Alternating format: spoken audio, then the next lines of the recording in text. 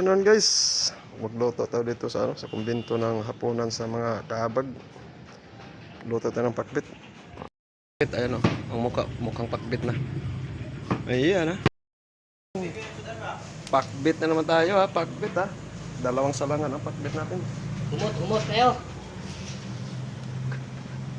Dalawang salangan nating pakbit. Ayan. Nandito pang iba. Ibutang to dire siguro tanan. Adong na dito. Ayan. Kung tatama yung kanin na yan sa 140 katao. Ito 140 rin katao. Ayan malapit na. Yung pangalawang salang. Ito yung gagawin natin mamaya. Ayan kasing rami pa rin. Ayan pangalawa na. Hindi natin na-videohan kanina. Medyo na-busy lang talaga.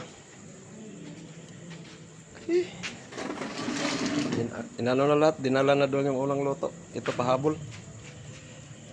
Kasi alas 7:30 na. Kumukulo na. Kumukulo. Pahabol to guys. Kailangan na ma-serve to ngayon. Nabibitin yung mga kaabag. Ayan.